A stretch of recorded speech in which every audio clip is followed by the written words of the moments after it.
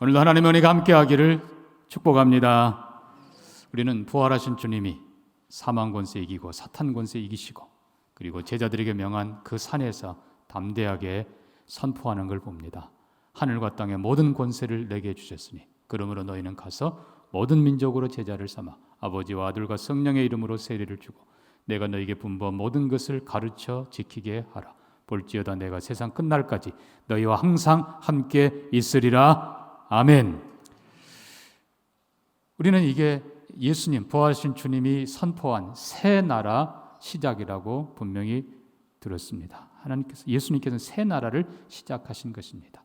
구약에 이사야가 예언했던 그 나라, 한 아기 한 아들, 그의 이름 기묘자 모사 전능한 하나님 영존한 아버지 평강의 왕이라.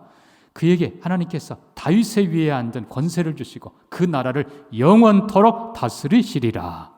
또 다니엘에게 주셨던 똑같은 예언, 다니엘서 7장에 인자 같은 이가 하늘구름을 타고 와서 영원부터 계신 이 앞에 인도되매 그에게 나라와 권세를 주고 모든 나라 민족 백성 방언으로 그를 섬기게 하니 그 권세는 영원한 권세여 패하지 아니하리라.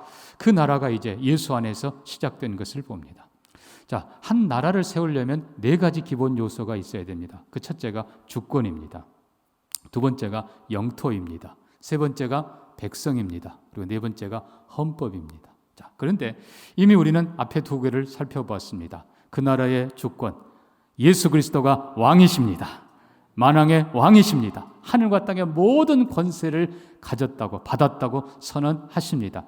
그래서 여기 하늘은 그냥 하늘이 아니고 영적 세계라고 그랬습니다. 신령한 모든 세계를 다스리는 분, 그 모든 천사가 그분에게 복종하고 그리고 심지어 사탄과 그의 졸개들도 예수 그리스도 앞에 무릎을 꿇게 될 것입니다.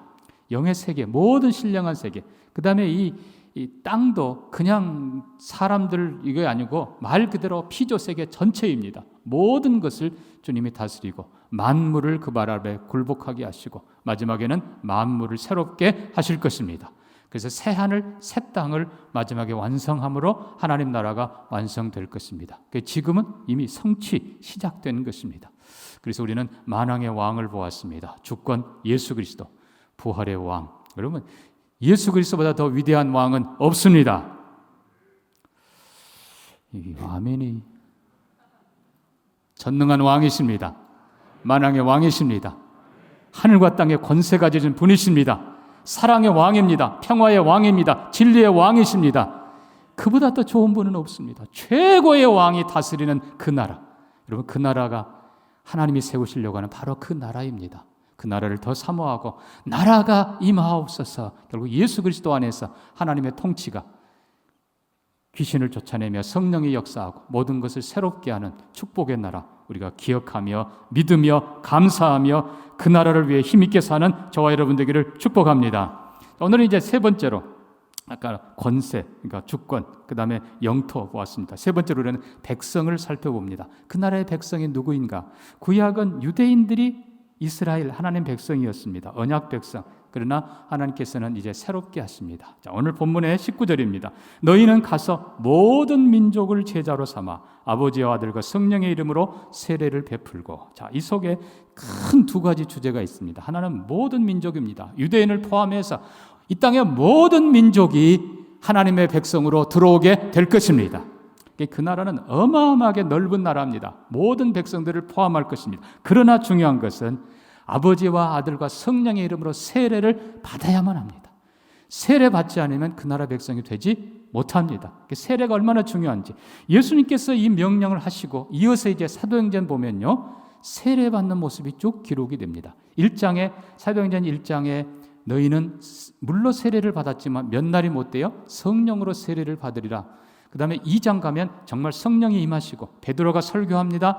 그리고 마지막 설교의 결론이 뭡니까? 너희가 각각 회개하여 예수 그리스도의 이름으로 세례를 받으라. 그리하면 성령을 선물로 받으리라.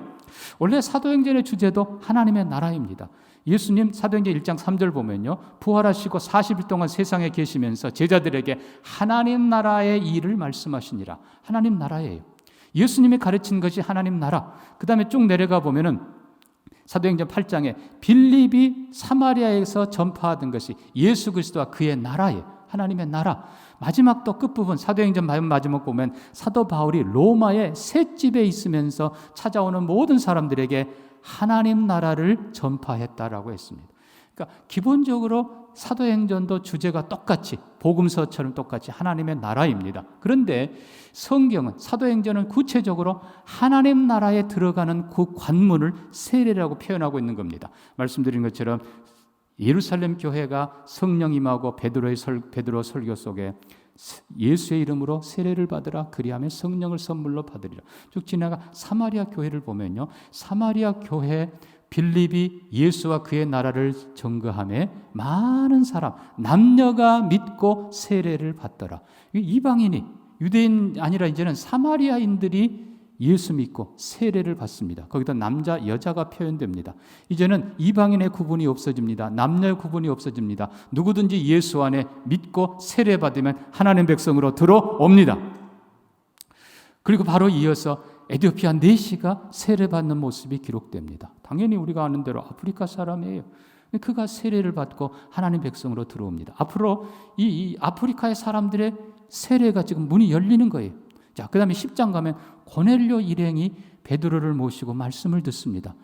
말씀 들을 때 성령이 그들에게 임합니다. 그들이 하나님을 찬양합니다. 베드로가 뭐라고 합니까? 저들이 이방인이지만 우리와 똑같은 성령을 받았으니 어찌 물로 세례 줌을 금하리요 명하여 세례를 주라 하니라. 로마인들이 세례를 받습니다. 자, 근데 여기서 우리가 한 가지 기억할 건 물세례와 성령 세례. 물론 어느 것이 더 먼저일 수도 있습니다만은 주님은 두 개를 다 원하신다는 것입니다. 이미 성령 세례 받았으니까 물 세례 안 받아도 돼? 아니요, 그렇지 않는 거예요. 두 가지를 다 받기를 원하세요. 두 개가 함께 있어야 됩니다. 그래서 굳이 세례라는 것을 비유로 든다 그러면 혼인 서약과도 같습니다. 혼인 서약할 때 어떻게 합니까? 두 사람 남녀가 서로 진정 사랑한다고 서로 고백하고 결혼을 약속한 이게 내적인 연합이에요. 내적인 고백이에요. 근데 거기서 끝나면 안 돼요. 하나님과 여러 증인들 앞에서 분명하게 법적으로 혹은 외적으로 서약하고 부부가 돼야 그것이 온전한 부부인 겁니다. 마찬가지로 하나님께서는 교회를 통해서 예수 그리스도와 내가, 성령님과 내가 믿고 고백하는 진정한 믿음의 관계가 있지만 이거를 외적으로 법적으로 확실하게 하기를 원하시는 겁니다. 사도행전 10장에 13장 안디옥 교회도 세례에 대해서 가르칩니다. 좀 넘어가면 16장 이제 바울의 빌립보 교회 선교가 등장합니다. 자, 2차 선교 때 이 빌립보 그다음에 이어지는 고린도는 헬라 사람들입니다. 헬라 사람들에게 복음 전합니다. 특별히 빌립보 여러분 아는 대로 바울이 옥에 갇힙니다. 그러나 하나님께서 옥토를 흔들어 놓으시고 간수의 마음을 흔들어 놓으십니다. 간수가 내가 어찌해야 되는가? 주 예수를 믿으라 그리하면 너와 내 집이 구원을 받으리라. 간수가 바울을 일행을 데려다가 바울과 신라를 데려다가 자기 집에 데려가서 그 매맞은 자리를 씻겨주고 치료해주고 음식을 차려주고 그 다음에 온 집이 세례를 받으니라. 그 다음에 이어서 또 고린도 교회가 회당장과 함께 많은 사람들이 예수 믿고 세례받는 모습이 기록되고 있습니다. 자, 이처럼 세례가 사도행전에 중요한 겁니다. 결론부터 말씀드리면 이렇습니다. 세례가 뭔가? 거룩한 백성이 되는 길입니다. 그래서 이 세례가 뭔가? 제가 세 가지로 요약해서 말씀을 드립니다. 세례의 의미는 7, 8가지 많습니다만 가장 중요한 핵심이 세 가지입니다. 첫째, 세례는 말 그대로 물로 씻는 것입니다. 죄사함, 깨끗하게 함입니다. 거룩하게 하는 것입니다. 자, 중요한 것은 이 거룩하게 함, 깨끗함 이것이 그냥 한 번 물로 씻는 걸로 중요한 것이 아니라 이미 예수님이 받았던 그 세례, 요한이 했던 그 세례의 원형이 요단강 물속에 완전히 들어갔다가 다시 일어나는 것입니다. 그래서 물속에 완전히 들어갔다라고 하는 것은 옛사람이 죽는 것을 상징하는 겁니다. 죽고 그리고 새 사람이 일어서는 것입니다. 예수님의 십자가 사건, 예수님이 죽으시고 그리고 다시 부활하심으로 우리가 누구든지 예수 안에서 세례를 받으면 예수와 함께 죽고 예수와 함께 사는 것입니다. 그래서 그냥 씻는 것이 아니라 예수의 피로, 예수 죽음으로 죄값은 뭐예요? 사망입니다. 예수와 함께 죽기 때문에 우리의 과거의 모든 죄들이 앞으로의 모든 죄들도 예수 안에서 깨끗하게 씻겨질 것입니다. 그래서 죄 씻음의 핵심인데 이건 그냥 죄 씻음 정도가 아니라 죽고 사는 본질의 문제라고 그랬습니다. 예수와 함께 죽고 함께 일어나는 것. 그래서 우리가 구약으로 돌아가면 먼저는 할례가 기록됩니다. 이 할례는 개인적으로 고백하고 개인적으로 남자 아이가 포피를 베면서 한편으로는 피 흘려 죽고 한편으로는 하나님께 속한 표시입니다만 그거보다 훨씬 더 드라마틱한 세례의 원형들이 구약에 보입니다. 그 첫째가 바로 대홍수 사건입니다. 하나님께서 물로 40일 동안 쏟아부으면서 온 세상을 심판할 그때에 노아와 그의 가족들 하나님의 약속대로 방주를 짓게 하시고, 이 방주가 바로 예수 그리스도의 모형입니다. 예수 안에서 그들이 이 물 심판을 이겨내고, 그리고 사람들 다 죽었지만 새로운 시대, 새로운 주인공으로 방주 문을 열고 하나님이 나오게 하십니다. 그래서 물을 통과하고 새 백성으로 새로운 시대 주인공이 되는 것, 노아 홍수 사건이 세례의 첫 번째 원형입니다. 그 다음에 두 번째가 나옵니다. 두 번째가 바로 출애굽 사건입니다. 여러분, 출애굽 10번째 재앙 때 어린 양을 죽여 그 피를 문설주에 바릅니다. 심판의 천사가 넘어가기 때문에 아들이 죽지 않습니다만 완성은 그게 아닙니다. 이스라엘 백성이 출애굽했습니다만 여전히 두려워하고 여전히 애굽으로 돌아갈까? 그러나 하나님께서는 그들을 이끌어내서 홍해 앞에 세우십니다.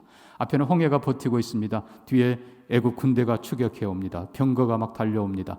사람들은 두려워하지만 하나님께서 모세에게 말씀합니다. 두려워 말고 잠잠히 여호와가 하시는 구원을 보라.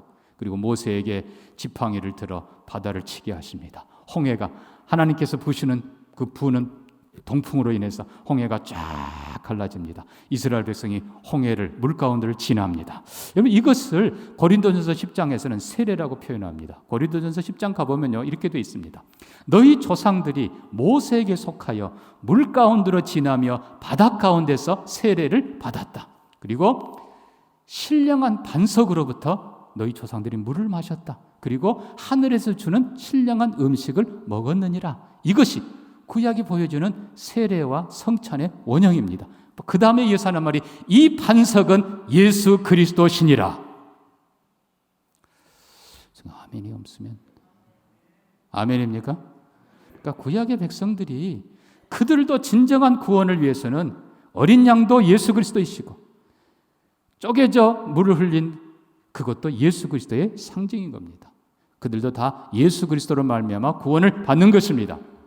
중요한 것은 대홍수 사건도 홍해를 건넌 사건도 이스라엘 민족 구원받은 백성 전체가 그 과정을 통과하면서 물을 통과하면서 죽었다가 다시 살아나는 경험을 하는 것이고, 그리고 이제는 깨끗한 거룩한 하나님의 백성이 된 것입니다. 하나님께서는 이스라엘 백성을 출애굽시키고 이제 광야에서 그들에게 예배의 도리를 가르치십니다. 성막을 중심으로 예배의 제사에 대해서 가르치시면서 계속해서 하시는 말씀, 내가 거룩하니 너희도 거룩하라. 그래서 세례는 우리를 씻음, 죽음에서부터 다시 살리시지만 그보다 더 중요한 것이 바로 깨끗게 씻는 것입니다. 사랑하는 성도 여러분, 예수 그리스도의 피로 이미 깨끗해진 백성들 된 줄로 믿습니다. 이제는 거룩하게 살아라, 깨끗하게 살아라. 이게 하나님께서 우리에게 강조하시는 것입니다. 그래서 첫 번째로 세례는 씻습니다. 본질적인 씻습니다. 예수 그리스도의 죽음, 예수 그리스도의 부활에 동참해서 완전히 우리가 새롭게 된 새 신분으로 일어나는 것. 그래서 다시 비유로 말씀하면, 우리가 이제는 결혼을 하면, 이거 혼인 예식하고 똑같다고 그랬습니다. 결혼하면 신데렐라 같은 어떻게 보면 초라한 아무것도 없는 그런 여인이지만 왕자하고 결혼하니까 신분이 뭐가 돼요? 신분이 뭐가 돼요? 남의 일이라고. 여러분의 일입니다. 왕비가 됩니다. 아멘? 존귀하게 되는 거예요. 예수 그리스도. 그래서 세례의 두 번째 의미가 바로 연합입니다. 뭐라고요? 연합. 그래서 물로 씻어서 그냥 버리는 것이 아니라 씻고 새롭게 해서 하나님이 우리를 맞아주시는 것입니다. 그래서 보면 아버지와 아들과 성령의 이름으로 세례를 베풀고, 영어성에는 In the name of the Father and of the Son and of the Holy Spirit 그렇게 했어요. 그래서 In the name 하고 합니다. In, 안에, 원뜻은 안으로 들어가는 거예요. 우리가 세례 받을 때, 예수의 이름으로 세례 받을 때 예수 안으로 들어가는 것입니다. 아멘입니까?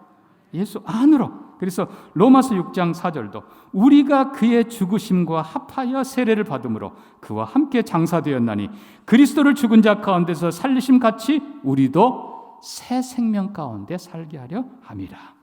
갈라디아서 3장 27절도 누구든지 그리스도와 합하여 세례를 받은 자는 그리스도로 옷 입었느니라. 또 골로새서 2장 12절도 너희가 세례로 그리스도와 함께 장사되고 그 안에서 함께 일으키심을 받았느니라. 그래서 이 세례는 연합이라고 했어요. 먼저는 예수 그리스도와의 연합입니다. 물론 이름은 아버지가 먼저이지만 베드로 설교대로 너희가 각각 회개하여 예수 그리스도의 이름으로 세례를 받으라. 그리하면 성령을 받으리라. 그리하면 하나님을 아버지라 부르게 되리라. 예수 그리스도가 여기서는 강조됩니다. 자, 중요한 건 예수 그리스도로 옷 입었다. 우리가 다시 얘기합니다. 예수 안에 들어가면 예수 신분에 동참합니다. 예수 죽음에 동참합니다. 결국은 예수의 모든 것 안에 내가 들어가면서 예수 죽음, 내 죽음, 예수 부활, 내 부활, 예수 신분, 내 신분, 예수 능력, 내 능력, 예수 영광, 내 영광. 아멘? 예수 축복, 내 축복, 예수 권세, 내 권세. 우리가 예수 안에 들어가는 거예요. 그래서 우리가 세례 받을 때 예수 안에 여러분 그냥 조금 들어가는 게 아니라 완전히 잠기는 여러분 되기를 주의 이름으로 축복합니다. 그 완전히 예수 사람 되는 거예요. 두 번째는 결국 예수 안에서 이제는 신분이 바뀌는데 하나님을 아버지라 부르는 자녀가 되는 겁니다. 분명히 요한복음 1장 12절에서 약속하십니다. 그러므로 누구든지 그리스도 예수 안에 하나님 아들을 마음에 모시면은 하나님의 자녀가 되는 권세를 주셨다. 그래서 누구든지 예수 안에 있으면 예수 그리스도의 아버지가 우리 아버지십니다. 여러분 신분 똑같잖아요. 결혼하고 나면 신부가 신랑의 아버지를 아버지라고 불러요. 똑같은 겁니다. 우리가 예수 안에서 이제는 예수 그리스도의 그 아버지가 우리 아버지가 됩니다. 그 다음에 성령이 그 가운데 함께 하십니다. 성령 안으로 우리가 들어가는 거예요. 성령님이 또한 우리 안에 들어오십니다. 그래서 한 성령을 마시게 하시고 그 성령님이 우리 안에 양자의 영을 부으셔서 하나님을 아버지, 내 아버지라 부르게 하시고 예수를 주님이라고 부르게 하고 그리고 성령의 거룩한 은혜를 따라서 거룩하게 살도록 도와주십니다. 이 아버지라 부르는 이게 얼마나 감사한지 몰라요. 저는 기도할 때 사실 주여라는 용어보다 아버지라는 용어를 더 좋아합니다. 왜냐하면 아버지라 부르면 얼마나 더 좋은지 모르겠어요. 얼마 전에 이만갑 보면서 제가 참 도전과 감동을 받은 한 스토리가 있습니다. 10몇 살짜리 어린 하여튼 그런 소년인데 중국에까지 왔습니다. 근데 먼저 탈북하고 한국에 와 있던 어머니가 결혼을 했어요. 한국 남자 좋은 분을 만났어요. 그래서 이 얘기도 들었고 이 남자분이 그러니까 이제 아버지 될 사람이 그 딸을 데리러 중국까지 간 거예요. 안전하게 데리고 오려고. 그러니까 이 딸은 어머니가 보낸 그 사람, 내 어머니를 사랑한 그 사람, 나를 위해 여기 중국까지 와준 그분 한 번도 본 적이 없지만 멀리서 그분을 보면서 저분이다. 그게 마음에 느껴지면서 자기 입에서 자기도 모르게 아파라는 소리가 나오고 그분에게 가서 품에 안겼다는 거예요. 그럼 이게 우리 안에 주신 하나님의 특권이에요. 하나님을 향해서 마음껏 아버지라고 부르는 여러분 되기를 축복합니다. 그래서 이게 연합은 먼저는 예수 그리스도와의 연합, 그 이름 안에 예수 안에 들어가는 거예요. 그 다음에 그러다 보니까 결국 하나님 안에 들어가는 거예요. 그분을 아버지라 부르고. 그래서 중요한 건요, 먼저는 우리의 신분이 변합니다. 근데 신분으로 변하면 안 돼요. 한 걸음 더 나가서 성품이 변해야 됩니다. 베드로 사도는요, 세례는 모든 악한 것을 제하여 버림이 아니요 선한 양심이 하나님을 찾아가는 것이라고 했습니다. 이제는 언제나 하나님의 뜻을 따라서 좋은 것, 선한 것, 바른 것을 바라보고 나아가는 거룩한 백성이 되는 것입니다. 아멘입니까? 거기에 성령님이 도우세요. 그래서 자, 거룩이 뭔가? 거룩한 백성 되는 길인데 거룩이 뭔가? 성경은 총체적으로 세 가지 의미를 가르쳐 줍니다. 먼저 거룩은 온전함입니다. 완전 아니에요. 온전함입니다. 이 온전한 건 뭔가 하면은 굳이 표현하면 목걸이가 다 같이 붙어 있어야 돼요. 그 중에 하나가 떨어져 나가면 부서진 거예요. 망가진 거예요. 이건 주로 마음을 표현할 때 쓰입니다. 두 마음이 아니라 한 마음으로. 크고 강하지는 못하지만 전심으로 하나님 사랑하고 아버지라 부를 때 거짓 없이 부르고 예수님을 사랑하는 그 마음. 여러분 성경을 믿어도 어느 건 믿고 어느 건 안 믿고가 아니라 처음부터 끝까지 그대로 다 믿는 것. 우리가 어떻게 다 깨닫고 믿겠습니까? 모든 걸 다 깨달으면 완전이죠. 그게 아니고 그래도 내가 다 이해하지 못하지만 창세기 1장 1절부터 요한계시록 마지막 절까지 하나님의 약속의 말씀인 것을 믿습니다. 이게 온전함이에요. 아멘입니까? 여러분 그래서 온전하게 되기를 주의 이름으로 축복합니다. 이게 갈라지고 나눠지면 이건 하나님 앞에 이건 흠이 있는 거예요. 그건 잘못된 거예요. 두 번째 의미는 선함입니다. 언제나 선함을 추구하고 하나님은 선하시다. 성령님은 선하시다. 예수님은 선한 목자이시다. 그래서 하나님의 뜻을 따라서 어떻게 해서든지 늘 선함을 추구하는 것, 이것이 거룩입니다. 여러분 정말 하나님 앞에서 그렇게 정말 더 선하고 아름답게 살아가기를 축복합니다. 마지막 세 번째 의미는 구별됐다는 것입니다. 내 말 그대로 이 구별됨도 그렇고 실은 거룩함 자체가 피동형이에요. 우리가 아무리 애써도 못해요. 그러나 우리가 예수 안에 있기 때문에 가능합니다. 성령이 도우시기에 가능합니다. 근데 특별히 구별되는 것, 하나님을 위하여 구별도 되지만 하나님에 의해서 구별되는 거예요. 그래서 여러분 한마디로 말하면 내가 크고 강하고 온전하고 지혜롭지 못하지만 내 모습 이대로 하나님 앞에 쓰임받기를 원하고 내 모습 이대로 영원한 나라를 위해서 쓰임받기를 원합니다. 그것이 거룩이에요. 하나님을 위해서 스스로를 구별해가는 거예요. 스스로를. 그래서 참 거룩이 뭔가 물론 깨끗함입니다. 그러나 그거는 하나님이 원하는 것은 온전함. 여러분의 믿음이 온전하기를 축복합니다. 부부 사이도 마찬가지잖아요. 온전함. 한 걸음 더 나가서 선함. 언제나 하나님 앞에서 선을 추구하는 여러분 되기를 축복합니다. 마지막 세 번째는 뭐라고요? 구별됨. 드림이에요. 하나님, 내 삶 자체를 세상 마귀 악한 것에 드리지 않고 내가 가진 것이 얼마 안 되지만 재능도 물질도 얼마 안 되지만 하나님 앞에 쓰임받기를 원합니다. 영원한 나라를 위해 쓰임받기를 원합니다. 그렇게 쓰임받는 여러분 되기를 주의 이름으로 축복합니다. 자, 그래서 세례의 첫 번째 의미는 씻음, 본질은 죽음과 부활, 새 생명이다. 두 번째 의미는 연합이라. 예수와 연합, 아버지와 연합, 성령의 연합, 그 안에 우리가 들어가는 것이다. 세 번째가 중요한 겁니다. 자, 우리가 다시 본문을 보면요. 아버지와 아들과 성령의 이름 그리는데 이 이름이 단수로 되어 있어요. In the name 하고 단수로 되어 있어요. 아버지, 아들, 성령이면 문법적으로 복수니까 name스라고 해야 되는데 본문도 단어예요. 단수예요. 이게 뭡니까? 삼위 하나님이 공동체라는 것입니다. 우리가 세 번째 기억해야 될 것은 하나님께서 우리를 세례받게 하고 연합하게 하는데 공동체 안에 들어오게 하는 것입니다. 다시 얘기합니다. 그 공동체는 이 땅의 모든 나라, 민족, 백성 다 포함하게 될 것입니다. 아까 우리가 살펴본 것처럼 이방인, 사마리아인들도 거기 들어옵니다. 로마인들이 들어옵니다. 헬라인들이 들어옵니다. 그리고 우리 한국 사람도 들어옵니다. 이 땅의 모든 나라, 민족이 예수 안에서 세례받고 죄사함받고 하나님 안으로 들어오게 될 것입니다. 이 연합은 먼저 그 근본이 바로 성부와 성자와 성령님의 연합입니다. 그 연합 속에 우리가 들어가는 거예요. 그래서 세 분 하나님은 마치 한 분처럼 계십니다. 정말 서로 사랑하시고 그리고 서로 의논하시고 서로 협력하시면서 언제나 세 분이 함께 있어서 아예 그냥 우리는 삼위일체라고 부릅니다.